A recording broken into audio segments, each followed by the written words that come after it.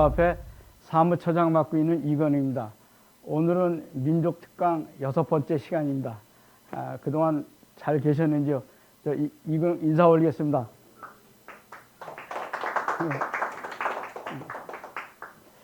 오늘이 바로 뜻이 깊은 날입니다.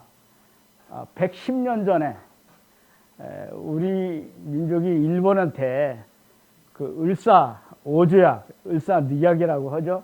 1905년 11월 17일 날 일본한테 우리나라가 그 외교권, 국권이 빼앗기면서 우리나라의 그 통치가 이때서부터 일본한테 지배를 당한 날이죠.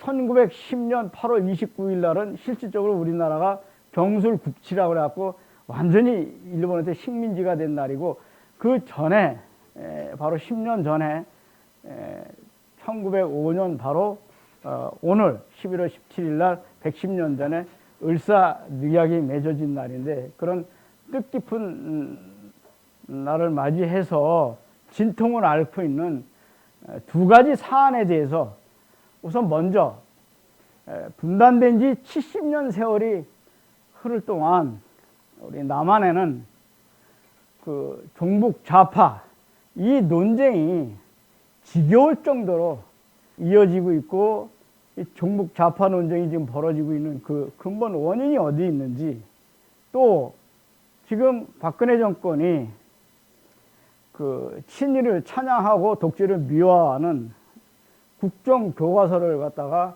갑자기 채택하겠다고 나오면서 국론이 분열이 되고 우리 남한 사회가 이념의 대결장으로 지금 휘말리고 있는 그 근본 원인이 어디 있는가, 이 문제를 가지고 여러분들과 함께 소통의 시간을 갖도록 하겠습니다. 그 국정교과서 문제가 지금 이렇게 뜨겁게 이게 지금 막 쟁점이 되고 있는지, 그 이유는 간단합니다. 한마디로 얘기해서 그동안 그 친일파 처단이 안 됐기 때문에 이런 결과가 나온 것이라고 저는 생각합니다.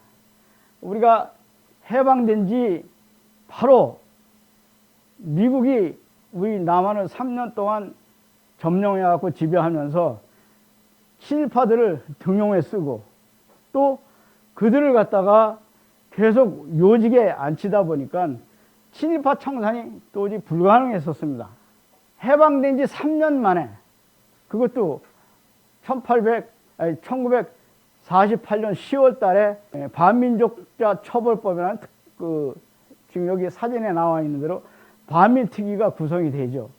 근데 이때 친일파 단 한 명도 죽이지 못하고, 그것도 1년 만에 이승만이에 의해서 이 반민특위가 강제로 해체됩니다. 그리고 난 다음에 7명의 친일파들을 처단하고 끝냅니다. 그렇지만 그 프랑스는 이미 독일이 패망하기 전부터 반민족자 처벌법이 만들어져 가지고 나치 정권에서 점령당했던 프랑스가 그 2년 8개월 동안 독일에 그 협력했던 부역자들을 무려 15만 명을 잡아다가 여기 구속을 시킵니다. 그리고 11,000명을 사형을 직결 처형을 시키는데, 이 숫자는 독일이 나치 전범자들을 갖다가 5,000명을 처형시킨 것보다 더 혹독하게 프랑스는 그 민족 반역자들을 처형합니다. 그 중에서 지식인이라든가 이 언론인들에 대해서 가혹하게 처벌합니다. 뿐만 아니라 죄질이 나쁜 사람들은, 여기 나와 있습니다만 그 언론인들, 지식인들, 그 죄질이 나쁜 사람들은 공소시효 없이 지금도 계속해서 처벌하고 있습니다. 이게 파리 경찰청장인 모리스 피퐁입니다. 이게 지금 사진에 나와 있는 대로 이분이 나이가 87세인가 되는데도 끝까지 나치에 협력했다는 그 죄만으로 잡아다가 지금 그 혹독하게 지금 처단을 하고 있습니다. 이게 87세인데 그 프랑스가 이렇게 한 이유는 간단합니다. 민족 정기를 바로잡고 국가 기강을 바로잡기 위해서, 민족 경기를 바로 세우기 위해서 프랑스의 이 드골 장군이 아주 유명한 말을 하죠. 프랑스가 다시 외세에 의해서 지배를 당할지 모르지만 앞으로 두 번 다시 민족 반역자들은 나오지 않을 것이라고 아주 당당하게 천명을 합니다. 나치에 협력했던 그 BC 정권 하에서 협력했던 이 부역자들을 저와 같이 처참하게 혹독하게 처단을 합니다. 그리고 자기네들은 프랑스는 앞으로 정말 그 민족 반역자가 이 땅에 발붙이지 못할 것이라고 아주 자랑스럽게 당당하게 얘기했는데 정말 우리에게는 그러한 말이 뼈아프게 가슴에 와닿고 있습니다.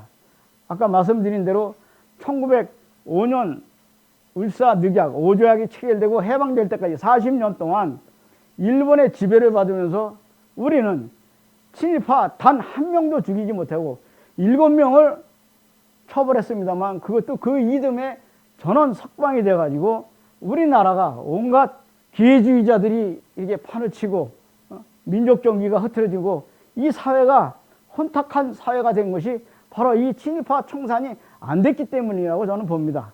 그리고 그 프랑스 헌법의 레지스탕스 활동에 의해서 프랑스가 건국되었다고 이렇게 나와 있습니다. 따라서 프랑스 건국 정신에 의해서 나치 처벌법이 만들어졌기 때문에 지금도 프랑스에서는 나치를 찬양하면 감옥에 보내고 혹독하게 처벌을 합니다. 그런데 우리나라도 역시 마찬가지죠. 3.1 독립운동에 기반을 해서 대한민국 임시정부가 세워졌다고 분명히 헌법에 나와 있고 우리는 대한민국 임시정부의 헌법을 이어받아서 우리 대한민국이 탄생이 되었다고 이렇게 헌법조항에 나와 있듯이 우리가 이 헌법조항 그대로 우리도 민족 반역자들, 이 친일파들을 일본의 군국주의라든가 일본 이 친일파들에 대한 찬양을 하게 되면 우리도 그들을 똑같이 처벌해야 되는데 지금 친일파가 처단이 안 되다 보니까 지금 교학사 같은 교과서 문제 그리고 친일파의 대를 이어서 대통령을 해먹고 있는 박근혜 정권이 또다시 친일을 미화하는 국정교과서를 채택하겠다는 이 근본 원인이 여기에 뿌리를 두고 있지 않는가 이렇게 저는 보고 있습니다. 해방되자마자 북한에는 소련의 스트코프 사령관이 점령을 해갖고 북한에 있는 친일파들을 가장 먼저 철저하게 처단했었습니다. 만약에 남한에서도 친일파가 처단이 됐었다면 백범 김구 선생의 암살도 없었을 것이고 박정희가 태어나지도 못했을 것입니다. 대통령으로. 1945년 일제가 패망하고 바로 일본의 그 우리 조선 침략의 상징인 여기 지금 사진에 나와 있습니다. 조선 총독부 건물에 일장기가 내려오고 대신 우리의 태극기가 올라가야 되는데 미국 성조기가 올라갑니다. 그러면서 여기 지금 나와 있는 하지 장군이 하지 점령군 사령관이 그 당시 일본의 마지막 총독인 여기 아베 노부유키에게 물어봅니다. 조선의 친일파들을 어떻게 처벌했으면 좋겠냐고 조언을 부탁하니까는 아베 노부유키가 말하기를 세 가지 예를 들어서 이야기를 합니다. 첫 번째, 조선 총독부에 근무했던 조선인 관료들은 행정력이 뛰어난 우수한 인재들이다. 두 번째, 그 관료들은 미국에 유학 갔다 왔기 때문에 영어 실력이 뛰어나다. 세 번째, 조선 친일파들은 조선 총독부에 근무했던 조선인 관료들은 일본에 충성했듯이 이제 당신네들 미국을 위해서 충성할 준비가 되어 있다. 그리고 하는 얘기가 그들 중에 상당수가 반공주의자라는 말을 합니다. 이와 같이 아베 노부유키는 우리 미국이 우리 이 친일파들을 갖다 다시 등용해 쓰지 않으면 안 되게끔 반공주의자라는 얘기를 강조하면서 결국은 그들을 다시 등용해 쓸 수밖에 없게끔 미끼를 던져놓습니다. 이렇게 일본이 무섭습니다. 그리고 결국은 이 아베 노부유키는 친일파들을 친미파로 아주 친절하게 인수인계해 주면서 자기의 일본으로 돌아가면서 조선을 향해 저주에 가까운 악담을 하고 돌아갑니다. 우리 일본이 패망했지만 결코 조선이 승리한 것은 아니다. 내가 장담하건대 앞으로 조선이 지난날에 그 화려했던 조선의 그 옛 영광을 다시 되찾으려면 적어도 100년이라는 세월이 흘 것이다. 우리 일본은 조선 사람들한테 총과 대포보다 무서운 식민지 교육을 시켜놨다. 따라서 조선은 서로 이간질하고 분열 속에서 노예 같은 삶을 살 것이다. 나 아베 노부유키는 반드시 돌아온다는 이런 악담을 하고 돌아갔습니다. 근데 이 아베 노부유키가 그 한 말이 지금 70년 세월이 흐르는데 기가 막히게 적중하게 맞아떨어지고 있습니다. 남한에는 친일파들이 완전히 다 장악을 해서 서로 이간질하고 분열하면서 노예 같은 삶을 살겠다는 말이 그대로 맞아떨어져 가지고 여기 닭깎기 마사합니다.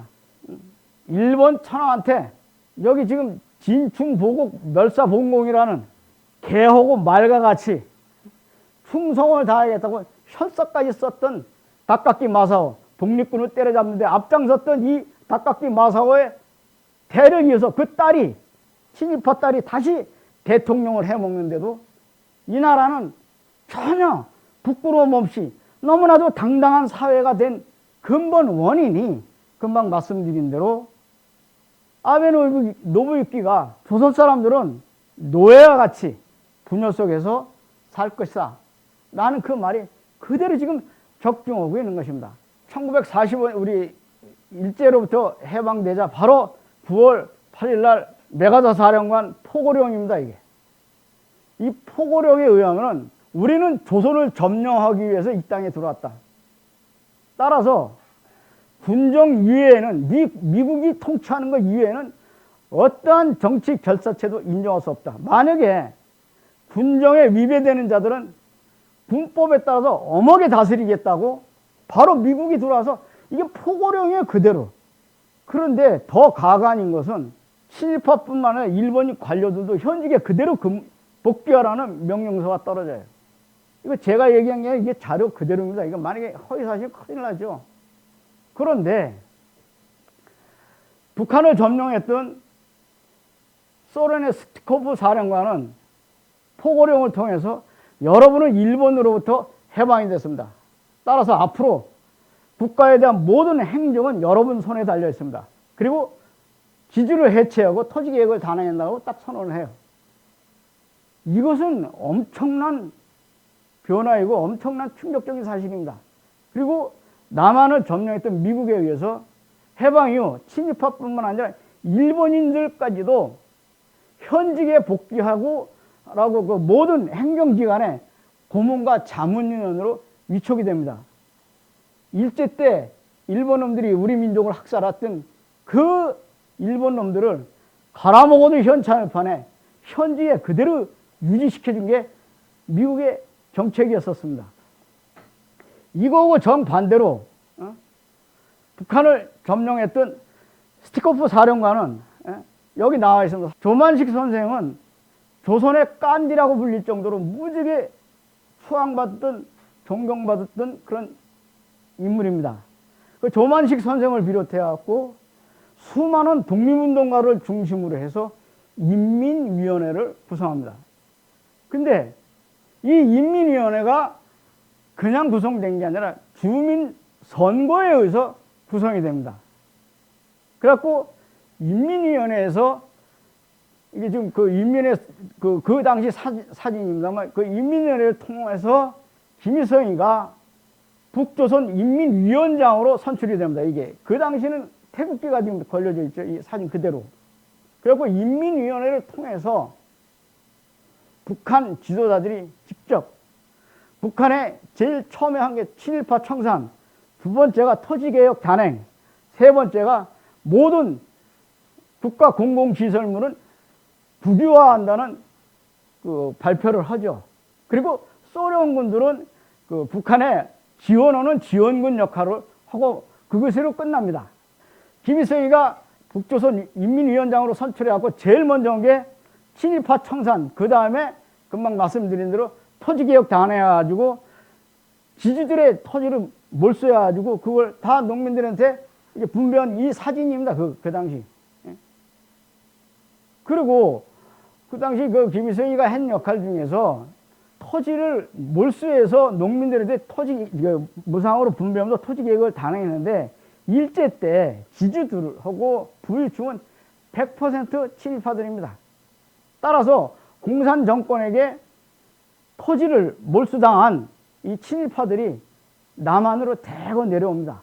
남한을 점령한 미군들은 남한이 그야말로 친일파 천국이 돼가지고 친일파들은 미국이 생명의 은인이 됐어요. 미국이 남한을 통치하는 기본 정책이 친일파 청산이 아니라 친미냐 반미냐를 가장 가치 기준으로 두게 됩니다. 그리고 미국에 의해서 친일파 청산을 통해서 우리의 민족 정기를 갖다 바로 세우는 데는 관심조차 없이 북한의 친일파들하고 남한 친일파들을 대거 등용해 써가지고 그들이 이제 미국이 정책이 기본 정책이 북한 공산주의와 대항하기에 남한을 강력한 반공국가를 만들기 위해서 친일파들을 정책적으로 그들에게 출세기를 보장해 주면서 반공주의자로 둔갑을 시켜 놓습니다. 따라서 친일파들은 일제시대 방식 그대로 미국에게 과잉 충성하면서 자기네들이 죽기 아니면 살기로 자기네들이 살아남기 위해서 빨갱이 소탕 작전에 무수히 많은 사람이 희생당하죠. 친일파들은 일제시대 때는 그들의 조국이 일본이었고 해방정국에서 그들의 조국은 미국이지 우리 대한민국이 아니에요. 미국의 기본 정책에 따라서 이 친일파들이 그 일제 때 가장 악질 조직이 바로 친일 경찰들입니다.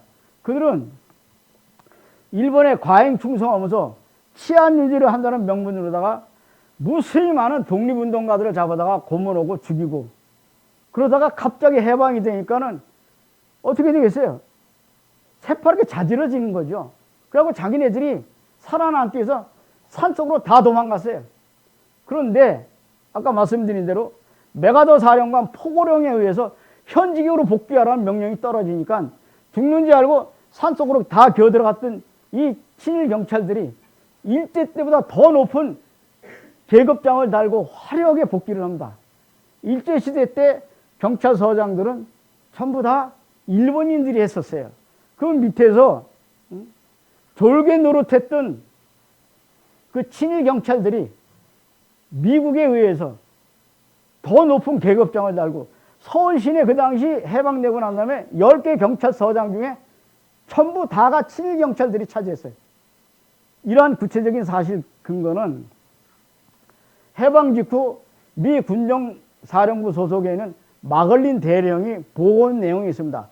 경위 이상의 그 경찰 고급 간부들을 1157명이 그 당시 고급 간부였었는데 그 중에서 친일 경찰 출신이 949명이 90%가 친일 경찰이라고 정식적인 보고서 내용이 있습니다. 그러면서 얘기하기를 이 친일파들이 일본을 위해서 훌륭하게 업무를 수행했다면 우리 미국을 위해서도 충성을 다할 것이라고 난 믿는다. 따라서 이 친일파들을 청산해서는 안 된다는 결론을 내립니다. 이렇게 되니까 이 친일파들이 내 세상이 왔다면서 목에 힘을 주고 옛날보다 더 큰 양손에 권력을 주고 그야말로 대로로 활 보고 돌아다닙니다. 이렇게 되니까 해방된 민중들이 어떻게 되겠어요? 그 분노라는 그 분노감은 이루 말할 수가 없습니다. 그래 이 사람들의 이 분노가 하늘을 찌른 듯하게 폭발하고 터져 나오니까 결국 어떤 일이 벌어지냐면 대구 폭동 사태가 일어나죠. 대구 폭동 사태가 일어났던 가장 근본적인 계기는 친일 경찰들이 일제시대 방식 그대로 대구 경북 지방에 있는 농민들에게 쌀을 거의 강탈하다시피 세금으로 공출해 갑니다. 이러다 보니까 조선 청년들이 악질 친일경찰 7명을 붙잡아다 놓고 토막 살인을 냅니다. 이러다 보니까는 대구 경북 일대의 민심이 엄청나게 흉흉하게 되죠. 그리고 분노한 이 민중들이 친일경찰을 보면은 시도 때도 없이 곳곳에서 밤낮을 가리지 않고 무자비하게 죽입니다. 아주 잔인하게.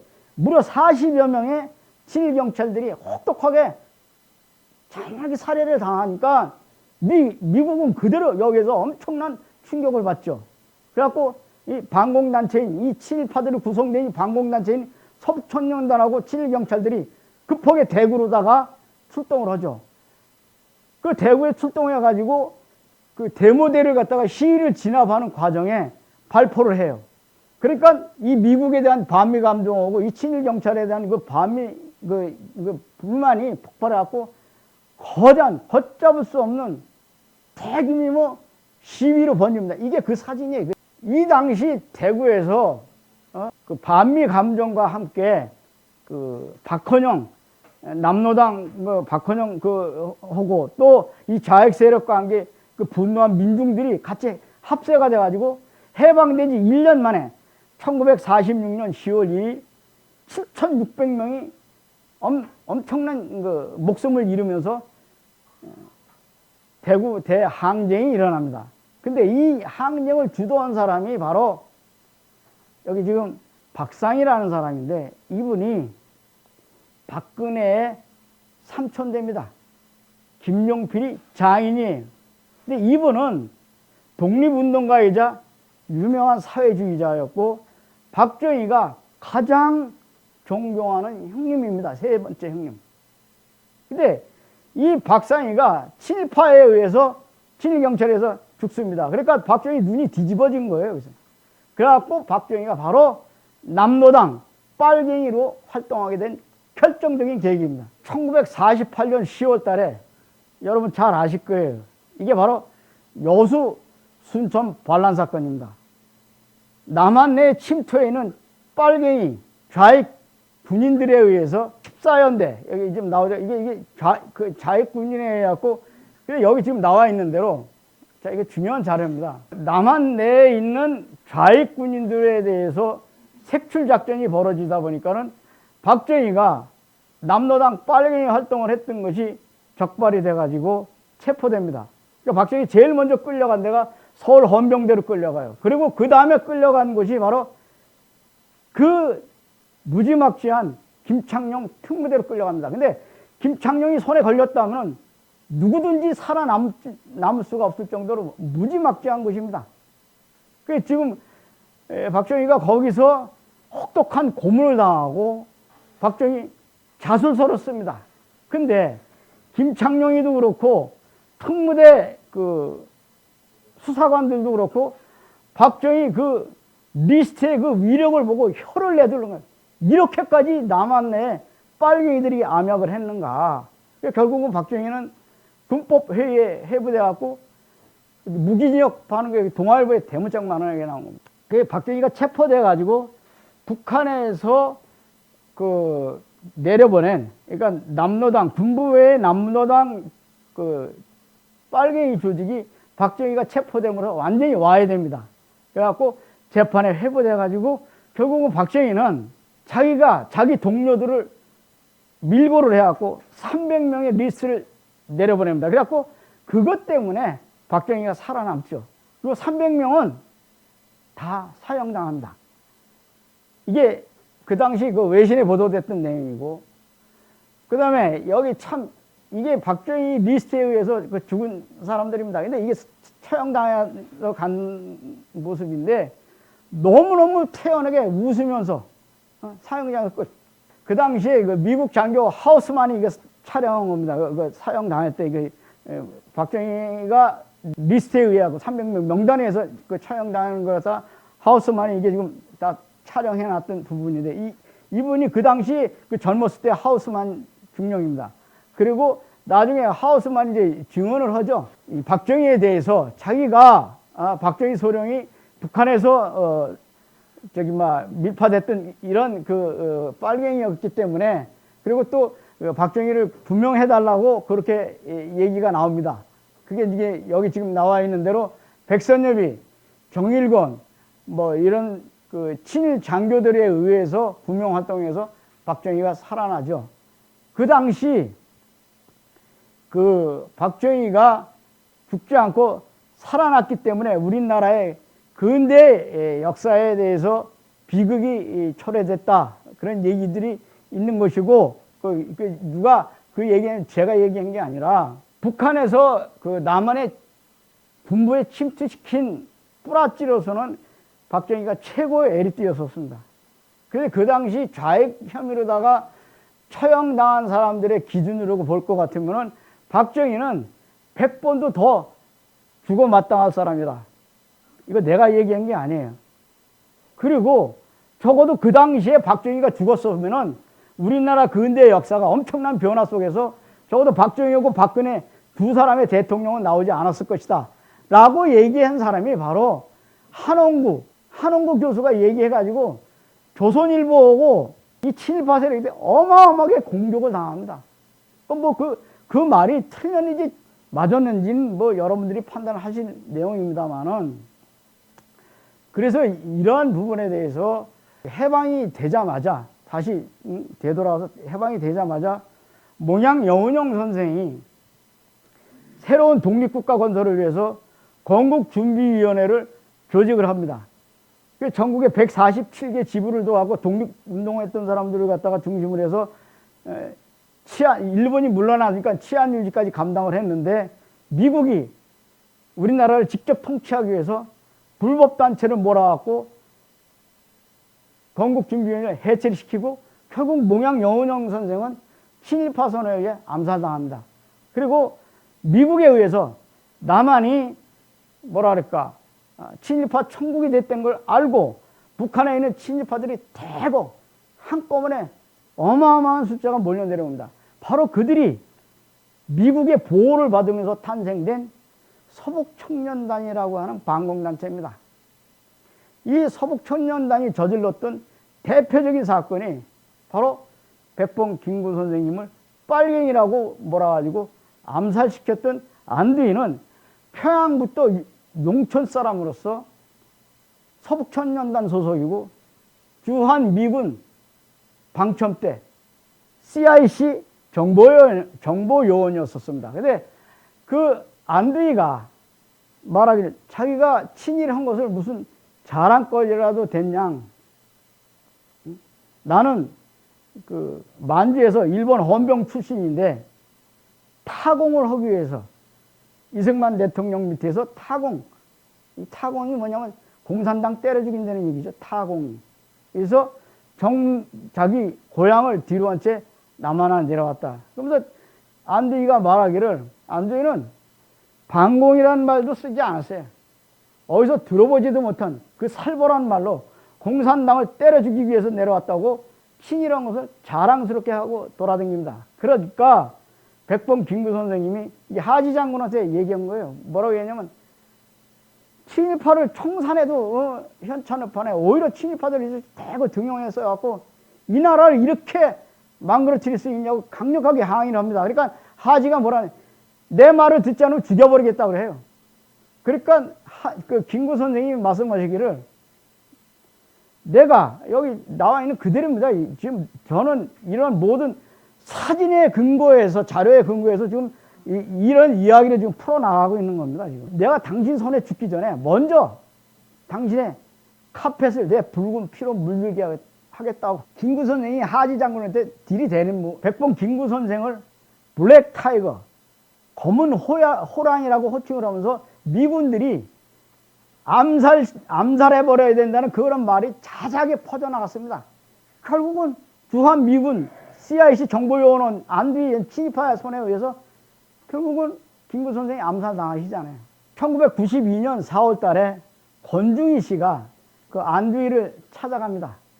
찾아가가지고 안두이가 백범 김구 선생의 암살 배후에 대해서 김창룡이가 지시해서 죽였다고 그래요. 그리고 미국 CIA가 개입됐다고 자백을 받습니다. 권중희 씨가 안두이를 갖다가 납치했을 당시에 안두희는 중풍에 걸려 있었어요. 안두희가 이대로 죽으면 결국 백범 김구 선생님의 그 암살 배후가 영원히 역사 속으로 묻혀지는 걸 갖다 막기 위해서 어떻게든지 안두희의 입을 열게 하기 위해서 작전 계획을 짭니다. 납치할 작전 계획을. 근데 여기서 중요한 거는 안두희가 어떤 놈입니까? 배짱도 좋고 머리도 똑똑하고 담력도 세고 보통 놈이 아니기 때문에 안두희를 납치한다 한들 백범 김구 선생님의 그 암살 배후에 대해서 순순히 자백하지 않을 것이라는 것을 권중희 씨 일행들도 너무나도 잘 알고 있었어요. 안두희를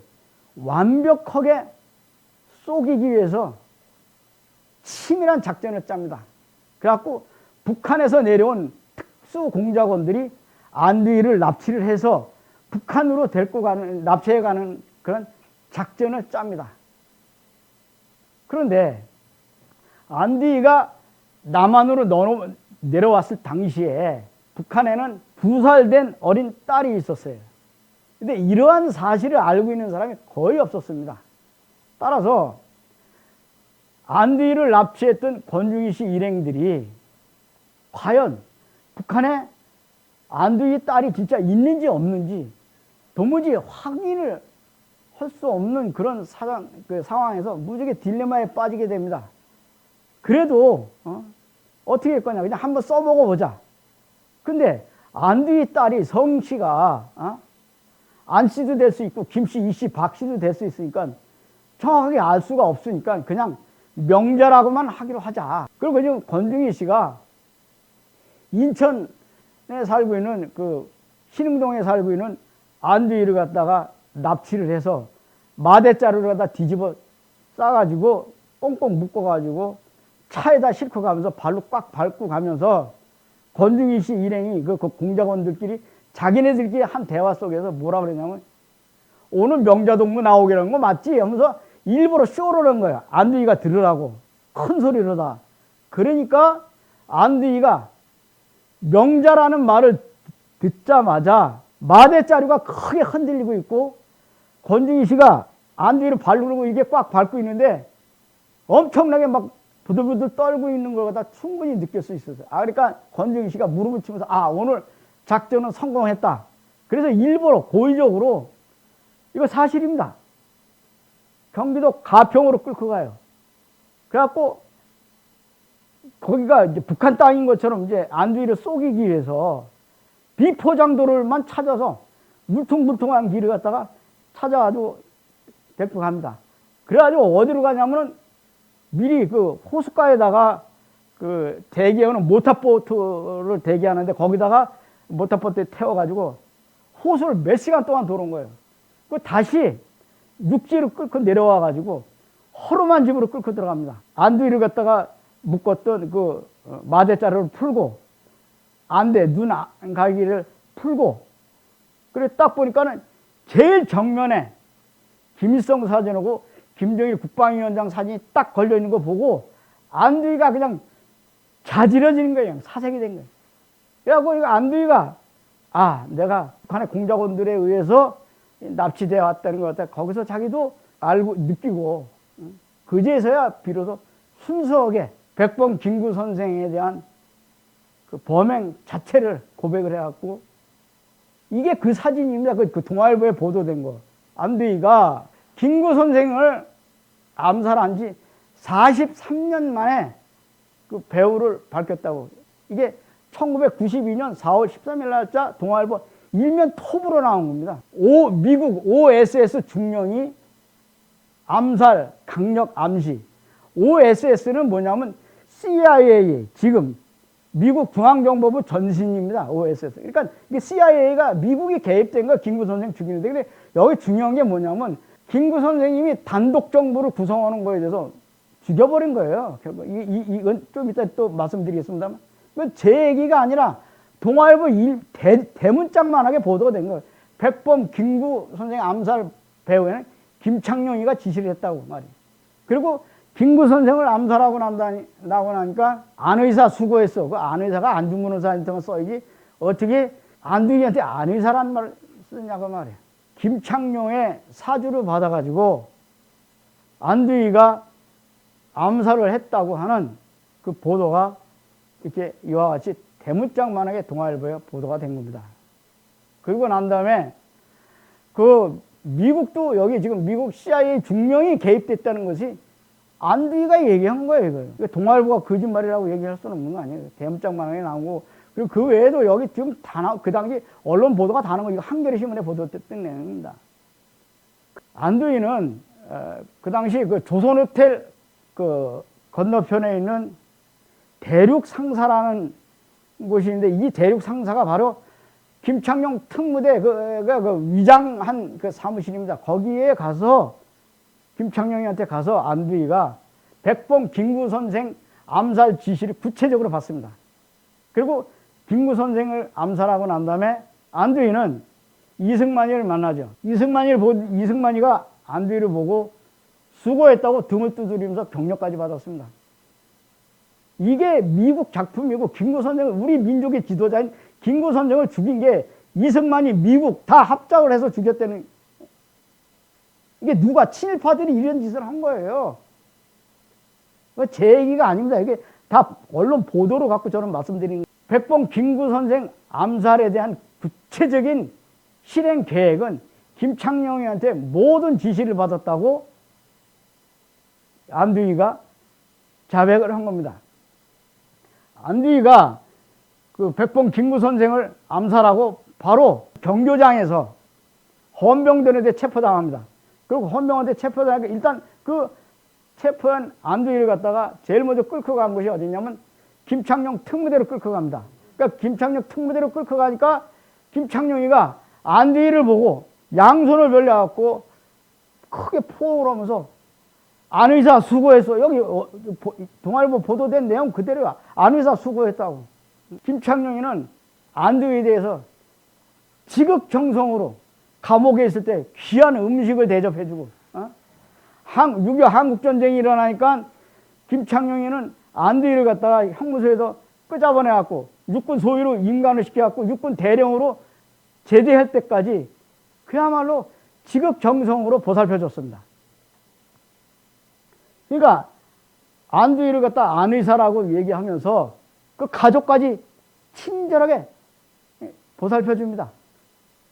안두희 친동생이 그 안세희입니다. 그 사람은 1970년대에서부터 80년대까지 연세대학교 총장을 했어요.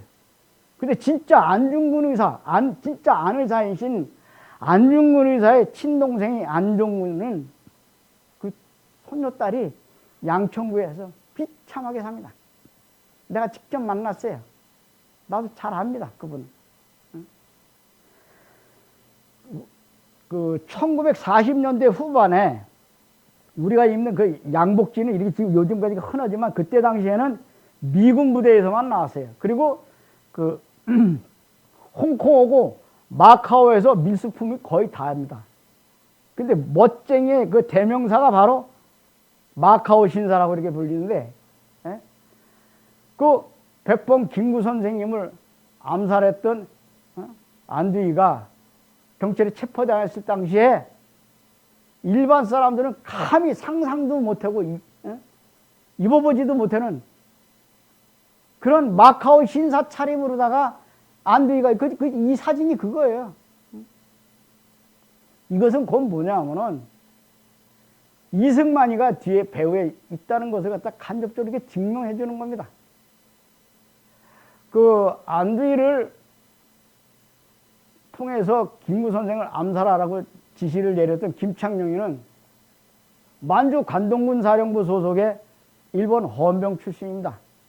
일제 때 그 헌병이 한번 출동했다 그러면 면장이 마을 사람들을 시켜갖고 마을 길을 다 청소를 시킬 정도로 악명이 높았습니다.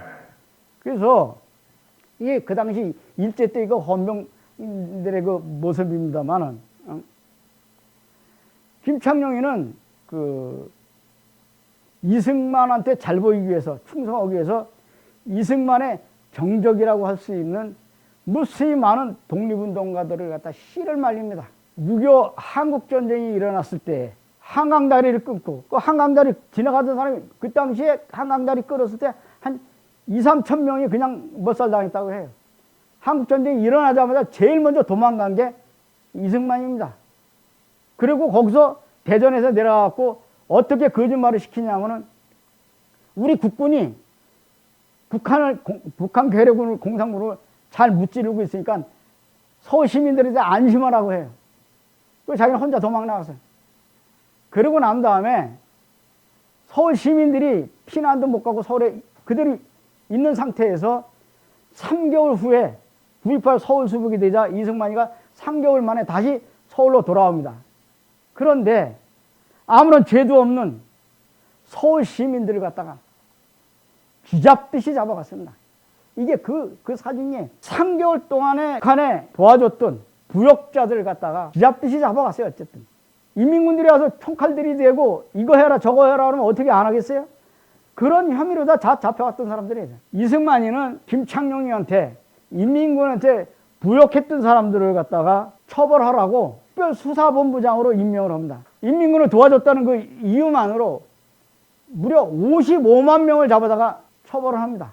55만 명이 잡혀가고 처벌돼 여기 그 사진이 나옵니다만은 그 중에서 10%는 5만 5천 명이 처벌당합니다. 자, 좋습니다. 그러면은 일제 때 나라를 팔아먹었던 이 친일파 매국노들은 단 한 명도 못 죽였습니다. 일본한테 부역했던 40년 동안 지금 서울의 인민군한테 부역했다고 3개월 만에 55만 명을 잡아다가 5만 5천 명을 처형시켰는데 그러면 40년 동안 일본에 부역했던 친일파 단 한 명도 못 죽이고 그래도 7명을 처벌했습니다만 곧바로 다 석방시켜놨어요. 이승만 정권에서 살아남았던 이 친일파들이 거꾸로 무수히 많은 독립운동가들을 빨갱이로 몰아고 씨를 말립니다. 대표적인 인물이 최능진 선생님이라고 이분은 그 도산 안창호 선생님하고 항일 독립운동하다 옥고를 치르셨던 분입니다. 근데 이분이 6.25 한국전쟁 당시 인민군한테 부역했던 혐의로다가 총살당한 지 64년 만에 여기 바로 지난 8월 27일 날 대법원에서 무혐의 판정받았습니다. 김창룡이는 이와 같이 무수히 많은 이 친일파들이 독립운동가들을 갖다가 씨를 말려갖고 이 사진이 바로 이승만이가 김창룡이한테 부역자 처벌을 잘했다고 훈장 달아주는 모습입니다. 이게. 우리 독립운동가를 씨를 말린 그 공로로다가 왜? 이승만의 정적이 누굽니까? 독립운동가들입니다. 왜? 친일파들이 등용했으니까 거기에 대한 항의하는 건 당연지사입니다. 그 귀찮아. 다 죽여버린 거예요. 왜? 빨갱이로 몰아서 6.25 때 9.18 서울소보이고 3개월 만에 5만 5천 명 처형하는 그 과정 속에서 무수히 많은 독립운동가들이 희생당했다는 것이 그 아까 최능진 선생을 통해서 입증이 됐던 사실입니다. 부역자로 몰려가서 그 희생당한 사람들 중에서 돈은 많은데 백이 없어서 죽은 사람들이 무지하게 많습니다. 그 당시에 백이라는 것은 친일파들로 구성되는 서북청년단들의 예쁜 얼굴을 하고 있는 그 부인을 둔 사람들은 빨갱이로 몰려갖고 다 때려 죽입니다. 그리고 예쁜 얼굴을 하는 그 부인을 자기가 첩으로 데리고 사는 게 이 친일파들이 그런 만행이었어요.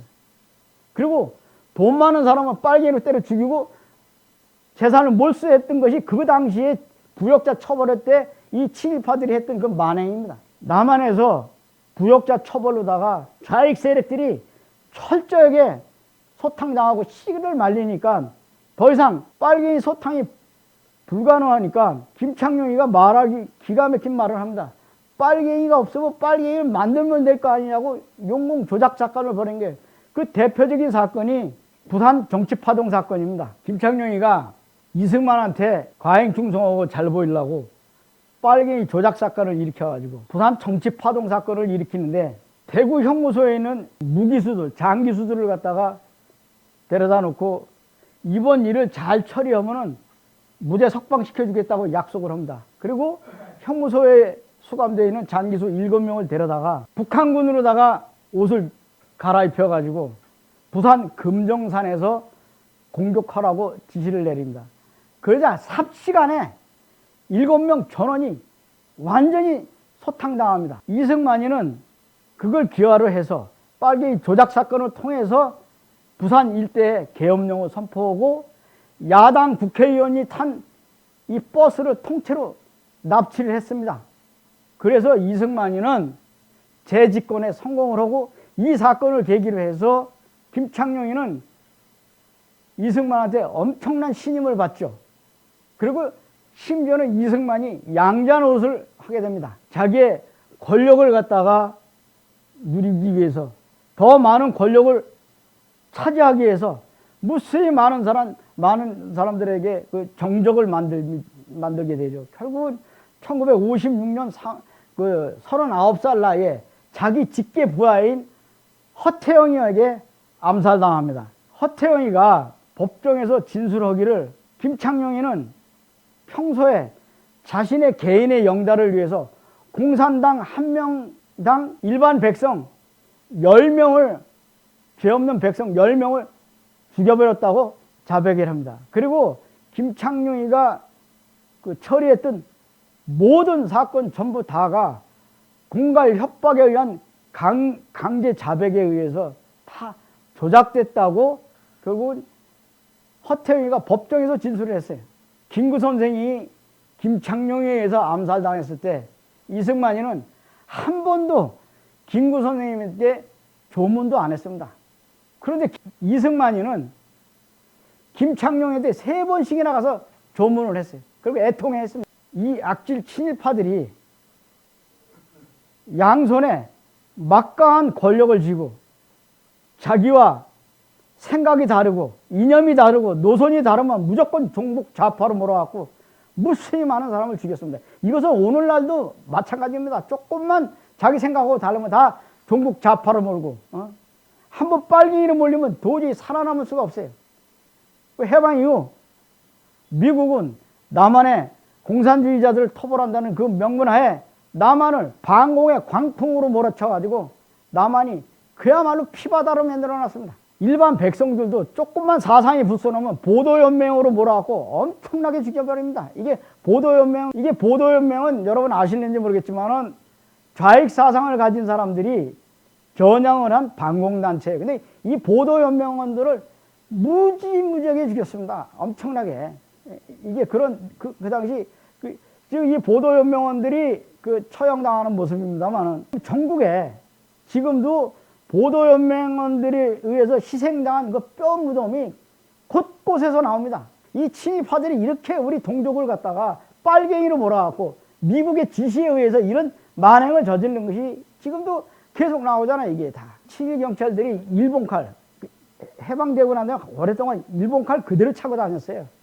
그러면서 경남 밀양에 있는 표충사, 거기에 있는 그 신곡마을에 주민 4명을 갖다가 빨갱이로 몰아갖고 무지막지하게 칼로 목을 쳐가지고 일가족 4명을 갖다가 이와 같이 길거리에다 이렇게 매달아 놓고, 또 창원시 신곡마을에는 그 주민들하고 일가족들이 빨갱이로 몰려갖고 사지가 절단 나오고, 창원 저수지가 보도연맹원들이 집단 학살된 곳이라고 아주 거기다가 자기네들이 지금도 증언을 하고 있어요. 백성들을 갖다 이렇게 무자비하게 살해하고 처단하는 이 폭력 사태를 갖다가 미국이 묵인 방조하니까 가만히 있겠어요? 일반 백성들이?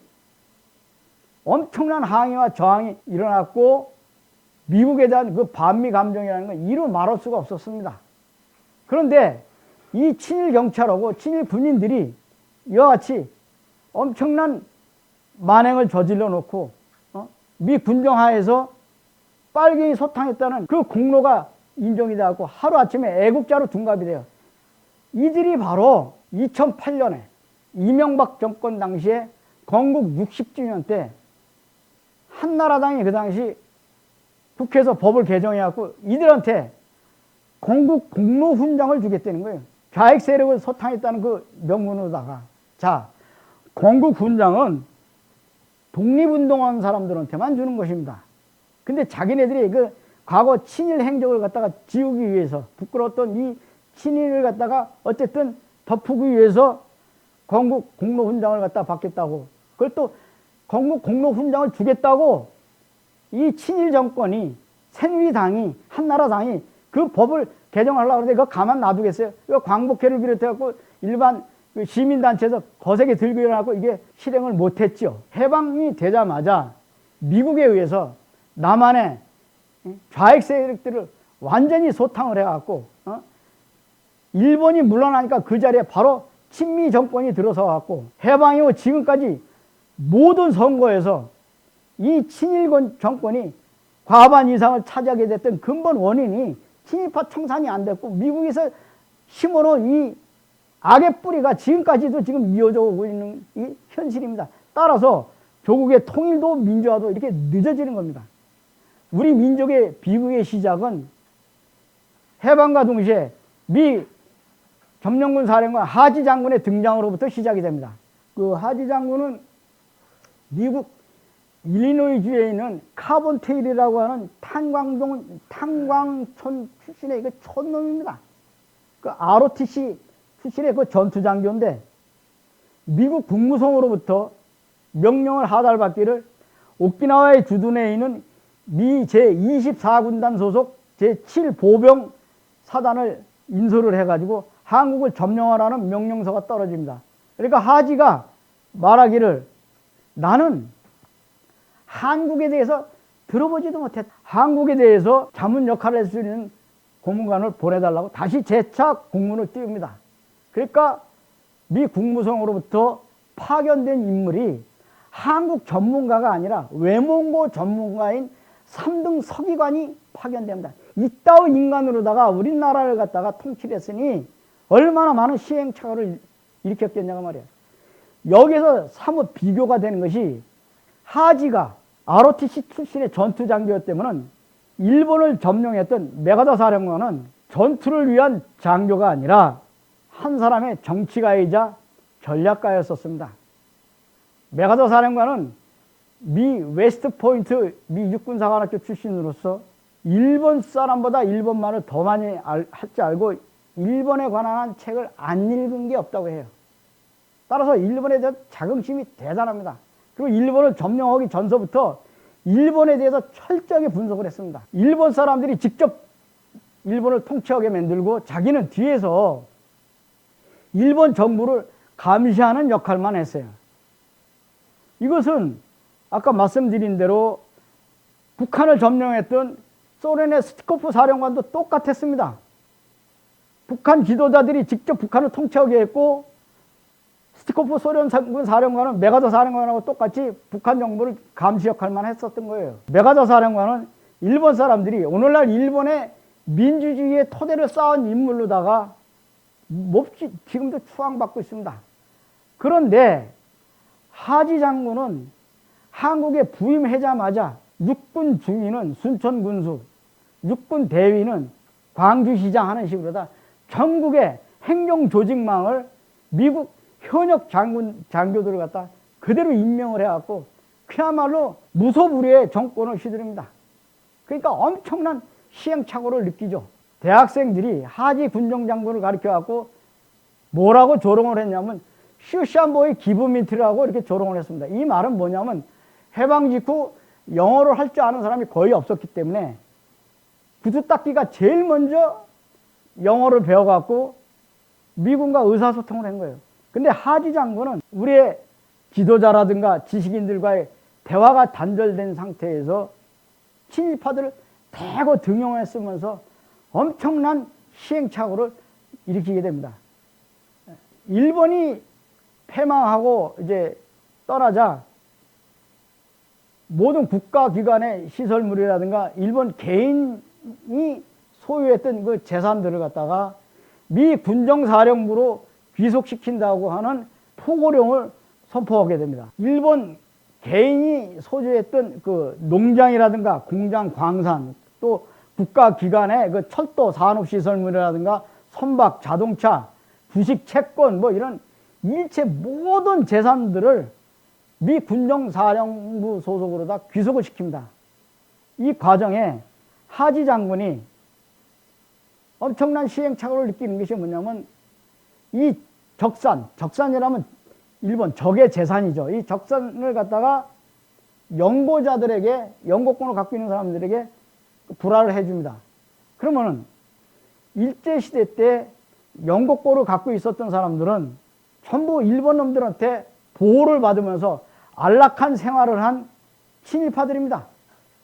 그 대표적인 사례가 여기 지금 나와 있습니다만, 새누리당 대표 김무성의 아버지인 친일파 김용주가 전남방직, 여기 사진 나와 있습니다. 전남방직을 갖다가 그 일제 적산을 갖다가 그 불화받죠. 삼성그룹의 그 창업자인 이병철이는 친일로다가 돈을 번 유명한 친일 기업입니다. 그런데 해방이 되니까 그 제일제당, 제일모직 같은 적산을 불화받아갖고 더 많은 부를 축적을 하죠. 엄청난 돈을 벌죠. 삼성이 그래서 크게 된 발단이 거기서부터 나온 겁니다. 뿐만 아니라 이게 조선일보, 이게 무지개 많아요, 자료가.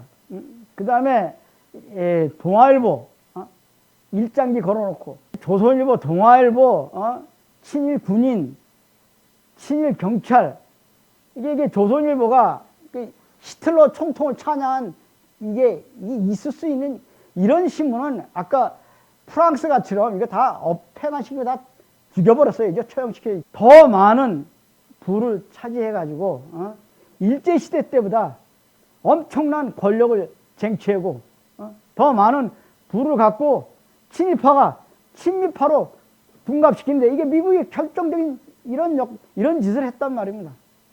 그리고 그 후손들이 해방된 지 70년 세월이 흐르면서 자자손손 대대로 부귀 영화를 누리겠습니다. 이게 지금 방호영 조선일보 사장이 이게 밤에 대통령이 모든 대통령들을 전부 다 그 조선일보에 와서 다 머리를 조아리고 이 친일파들한테 전두환이 이명박 김영삼이 할 것 없이 다. 그리고 여기서 또 우스운 사진 하나가 뭐냐면, 이 친일파들이 친미파가 돼가지고 리포트 대사가 나니까 여기다 단식 투쟁까지 해서 리포트 그 쾌유를 빈다고, 거기 뭐 부채춤을 치지 않나, 이런 별짓을, 이게 친일파들의 짓이 친미파라고 오늘날까지 70여 년 세월 동안 이런 짓을 하고 있습니다. 지금 이게 부끄럽기 짝이 없게.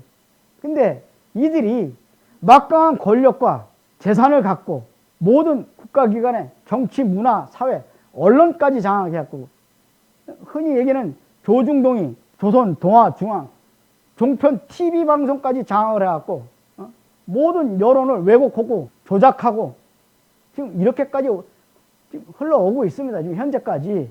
아까 해방되자마자 미국하고 손잡은 이 친일파들이 10일 대구 폭동사태라든가 4.3 제주 민중항쟁이라든가 한국전쟁, 4.19 학생혁명, 5.16 군사쿠데타, 전두환 정권의 들여서기까지 미국이 우리 국내의 모든 공작 정치를 펴왔던 것이 백일하게 드러납니다. 미국은 그 첫 작품이, 미국은 해방 이후 이승만을 앞세워가지고 공작 정치를 하게 되죠. 그 대표적인 케이스가 뭐냐면, 일본이 패망하자 바로 중국에 있는 임시정부 요인들이, 중동에 있는 김구 선생이라든가 임정 요인들이 국내 질서를 바로잡고 새로운 독립국가 건설을 위해서 귀국을 막 서두릅니다. 그런데 남한을 점령한 미군들이 대한민국 임시정부의 그 임시정부를 인정하지 않았습니다. 여기 그 나온 사진 그대로입니다.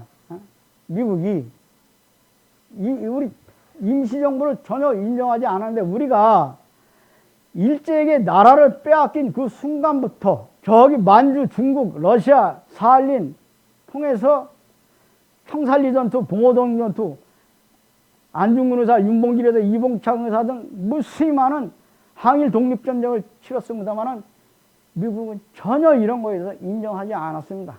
그 해방이 되자마자 바로 그 1945년 8월 18일 날 광복군 선발대인 그 장준하 선생, 노능서 선생, 김윤엽 선생, 이분들이 여기 지금 여의도에 지금 있습니다. 이 비행기가 C-46 비행기, 이걸 타고 서울 여의도에 들어옵니다.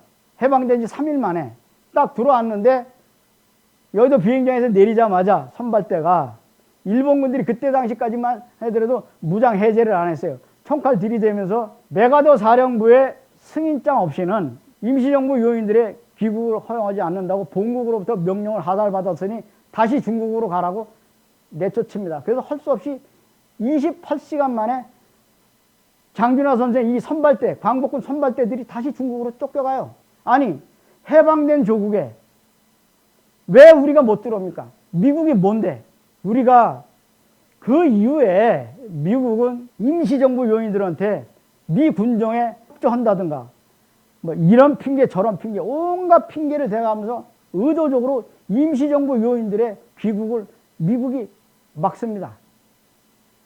무려 기차나 배를 타고 한 두세 시간이면 돌아올 수 있는 이 거리를 해방된 지 3개월이 지나도록 미국이 김구 선생의 임시정부 요인들의 귀국을 의도적으로 막습니다. 아니, 해방되자마자 우리 민족의 운명을 결정지을 매우 중요한 이 시기에 미국은 임종요인들의 귀국을 허용하지 않았습니다. 따라서 아까 말씀드린 대로 몽양 영운용 선생이 새로운 독립국가 건설을 위해서 건국준비위원회를 갖다 조직을 하니까 미국이 불법단체로 뭐라고 강제로 해체시킵니다. 몽양 영운용 선생은 친일파 손에 의해서 암살당하고 그러니까 많은 국내에 있는 독립운동가들이 새로운 독립국가 건설을 위해서 임시정부 요인들의 귀국을 너무너무 애타게 기다리죠. 근데 이거하고 정반대로 메가더 사령관은 하와이에 머물고 있는 이승만이를 자신의 전용 비행기를 보내가지고 일본 도쿄로 불러들입니다. 그게 10월 12일이에요. 1945년. 그리고 서울을 점령했던 하지 장군을 메가더 사령관이 긴급하게 도쿄로 불러들여갖고 이승만, 메가더, 하지 셋이서 공작을 합니다.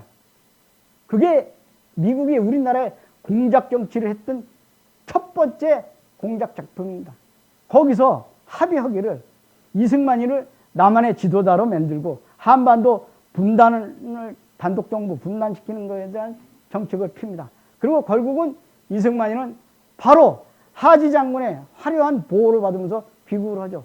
1945년 10월 20일 날로 나와 있습니다만 이게 로버트 올브라이트 이분이 로버트 올리버 이분이 바로 이승만의 정치 외교 고문인데 이분이 미국 중앙정보부 CIA 요원입니다. 이승만의 고문이라는 사람이 미 중앙정보부 CIA 요원하고 같이 귀국을 해요. 이건 내가 얘기한 게 아니라 작년 2014년 4월 14일 날짜로 동아일보에서 보도한 겁니다. 저는 이런 얘기를 함부로 얘기했다면 큰일 나죠. 다 이런 거 보도 자료를 갖고 저는 자료에 의해서 지금 여러분에게 말씀드리는 겁니다. 그런데 이승만이가 귀국을 하자 더 이상 중국에 있는 임시정부 요인들의 귀국을 막을 수가 없으니까 임시정부 백범 김구 선생님의 귀국을 허용을 해요. 그 허용하는 조건이 뭐냐면 개인 자격으로 들어와라. 그래갖고 해방된 지 3개월이 지나갖고 11월 23일 날 김구 선생님이 들어오세요. 이게 우리나라의 현실입니다. 지금 미국의 현실이고. 근데 이승만 때보다 김구 선생 귀국을 하니까 무수히 많은 사람들이 환영을 했어요. 꽃전차를 만들고 대단했습니다. 김구 선생보다 중국에 있는 김구 선생보다 무려 한 달 보름 앞서서 먼저 귀국을 해가지고 친일파들과 함께 정치 기득권을 딱 장악을 해서 아까 말씀드린 대로 미국의 한반도 분단 정책을 착실히 이행하면서 남한을 강력한 반공국가로 만들면서 일본이 물러가자 바로 새로운 친미 국가를 갖다가 세웁니다. 그 이승만이는 귀국하자마자 전국을 돌아다니면서 뭐라고 연설을 하냐면은 북한 공산주의자들은 전염병과 같아갖고 어떠한 협조도 어떠한 대화도 거부한다고 하면서 미국의 한반도 분단 정책을 착실히 이행합니다. 근데 이거하고 정반대로 백범 김구 선생님은 여기 나와 있는 그대로예요. 38선을 베고 죽을지언정 조국의 분단은 막아야 된다면서 1948년 4월 19일 날 우사 김규식 선생님 영화 암살의 주인공이었던 김원봉 선생, 김구 선생과 갖고 38선을 넘어갖고 북한에 들어갑니다. 김일성이 만나갖고 한반도 통일정부를 구상하자고 남북 지도자들이 만나서 회의를 한 내용입니다, 이게. 여기 이제 김일성이가 똑같은 장소에서 같이 백범 김구 선생이 한반도 통일정부 구상을 갖다가 발표하지 않았다면은 암살 안 당했죠. 그때 이게 화근이 돼서 결국은 김구 선생님은 아까 말씀드린 친일파 안드이 손에 의해 갖고 주한 미군 방첩대 CIC 소속의 정보 요원이었던 안드이 손에 의해 암살당합니다. 아마 김구 선생님이 이런 한반도 통일정부 구상을 하지 않았다면 암살 안 당하셨을 거예요. 이 신문 기사가 한겨레 신문 보도인데 이 보도 내용이 뭐냐면 2011월 6월 달에 보도됐던 건데 미국의 미국 대사가 그레그 씨는 뭐냐면 한국에서 CIA 중앙정보부 30년 동안 한국의 그 총책임자였었어요. 근데 그레그 씨가 여기 한겨레 신문 기자하고 인터뷰한 내용 중에 뭐냐면 미국이 한반도 분단에 상당한 책임이 있다. 따라서 미안하다고 사과한 내용입니다. 이거 내가 한 얘기 아니에요. 워싱턴 특파원 권태호 기자하고 인터뷰한 거예요. CIA 한국 총책임자가 금방 아까 여태까지 쭉 나열해서 말씀드린 것이 미국이 한반도 분단에 책임이 있다. 미안하다. 그리고 자기는 한 말 더 붙였어요. 나는 천안함 사태가 북한의 소행이라고 보지 않는다. 북한이 그렇게 뛰어나게 기술이 없다, 군사력이. 하여튼 뭐 그게 주가 아니니까 이분이 그 그레그 대사입니다. 이것이 금방 말씀드린 대로 미국이 우리 한국에 벌렸던 첫 번째 공작이 우리가 분단된 그 과정을 여태까지 설명한 거예요. 그 이후에 이승만이를 한반도 분단에 충분히 이용해 먹고 4.19 학생혁명이 일어나니까 아까 내가 말씀드렸죠. 이겁니다. 이 사진 찾으려고 그렇게 고생. 미국이 더 이상 이승만이에 대한 이용 가치가 떨어지니까 그 당시 일개 대사가 메카라기 주한 미국 대사가 이승만이 찾아가갖고 당신 물러나시오. 이게 독립국가로서 있을 수 있는 얘기인가. 이 사진이 그 장면입니다. 이 사진을 찾기 위해서 무지개 나도 고생을 했어요.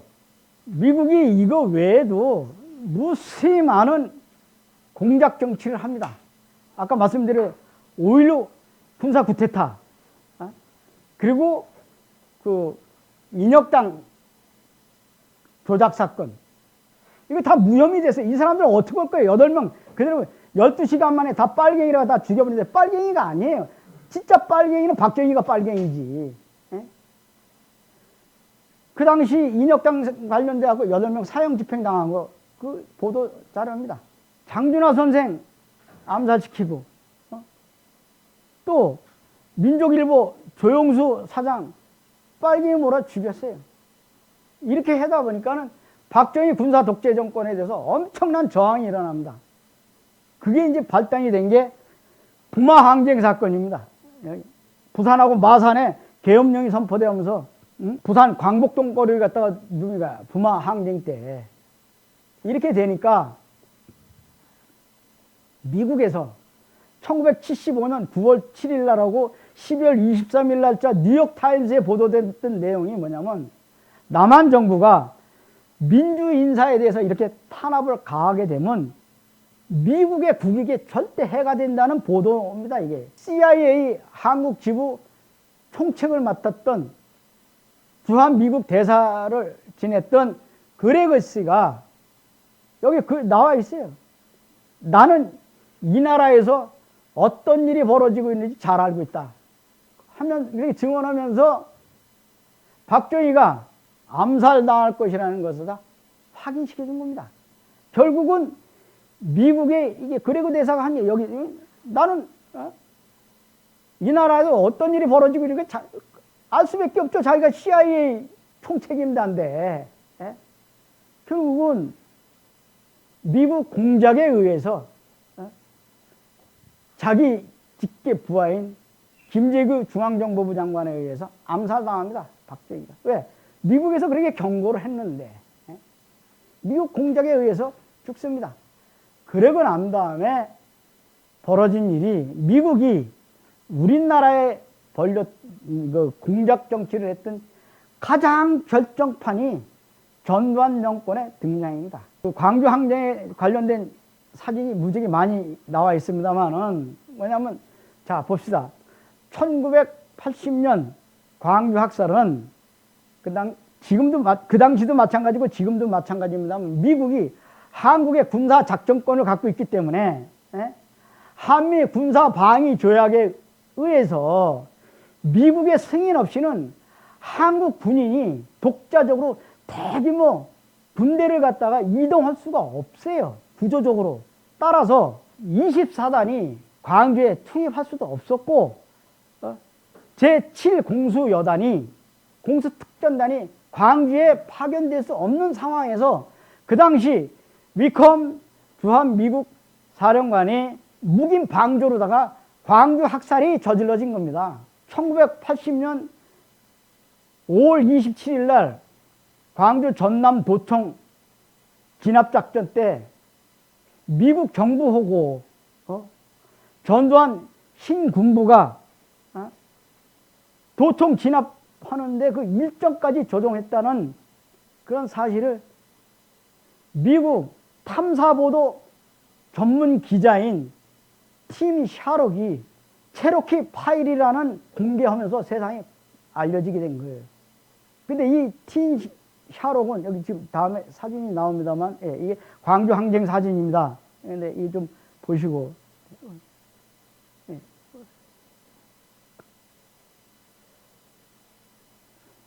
이게 참, 망월동 옛날에 참 이 사진 보면서 많이 눈물이 나오더라고요. 진짜 또 봐도 분노를 사귈 수가 없어요. 이 미국이 이런 짓을 했습니다. 우리 민족한테. 예?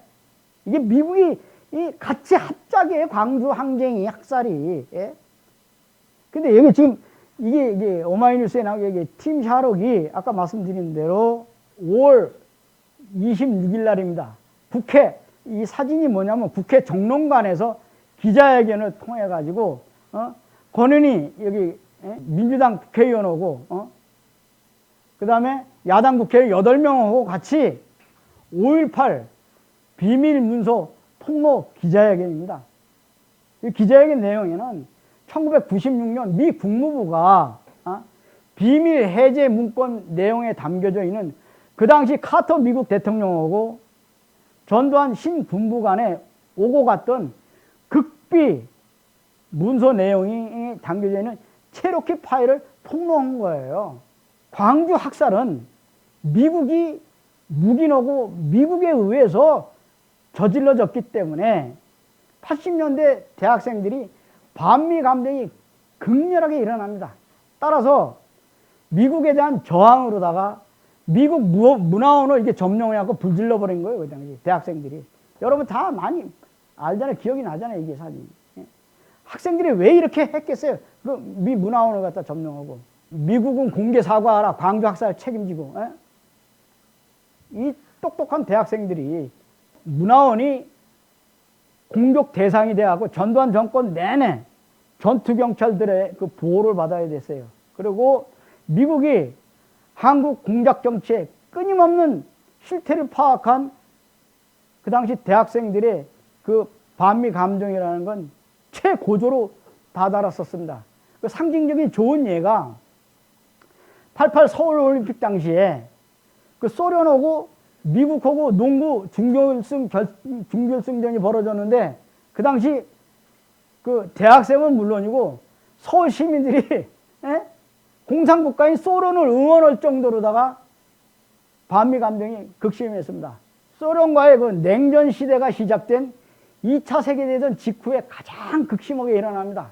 미국의 그 중앙정보부 CIA가 벌였던 그 공작이라는 것이 한반도 분단, 일본의 자민당 정권 창당, 그리고 중동에 요즘에 IS 막 테러 사건이 일어나잖아요. 중동에 그 알카에다, 이슬람 세력 간에 전 세계 분쟁 지역에 반드시 미국 중앙정보부 CIA가 개입됐다는 사실을 뉴욕타임스, 주파원이었던 그 팀 와이너, 이분이 그 뉴욕 타임스 기자 팀 와이너 기자가 방대한 미국의 극비 문서를 갖다가 일일이 다 분석을 해가지고 만든 책이 그 유명한 잿더미로 남은 유산이라는 책에 다 수록이 돼 있어요. 이 책 내용에는 이 책이 언제 발간되냐면 2008년 5월 달에 미국에서 출판돼 갖고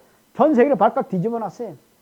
그 CIA에 대한 공작에 대한 내용이 여기 다 수록됐습니다. 근데 여기에 중요한 내용들 중에 6.25 한국전쟁이 미국 CIA 공작에 의해서 벌어졌다는 거 여기 나옵니다.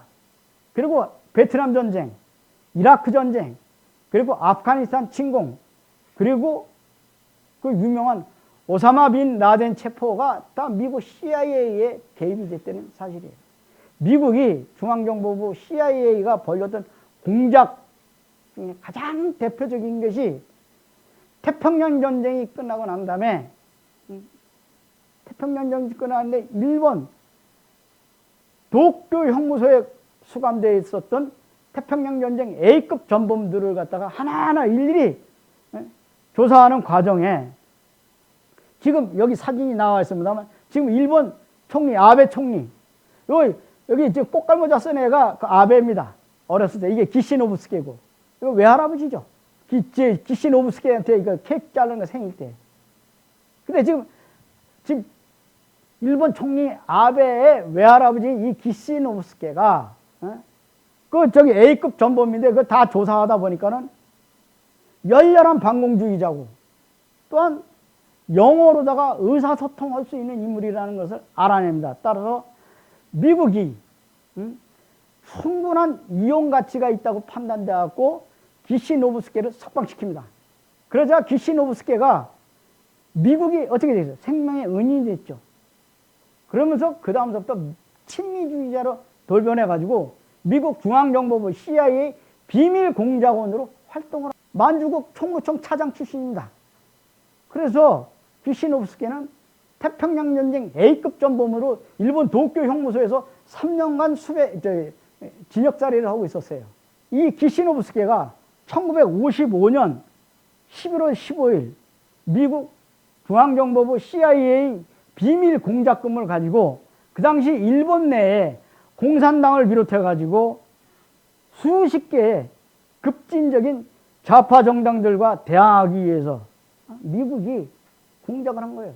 그래갖고 만주국 관료들, 만주 군관학교 출신들, 그리고 일본 군국주의자들 갖다 전부 규합을 해갖고 집권 자민당을 창당을 해갖고 오늘날까지 영구 집권을 하게 만든 거예요. 그리고 바로 자민당 창당한 지 2년 만에 1957년 2월 달에 기시노부스케가 일본 총리로다가 화려하게 둔갑을 합니다.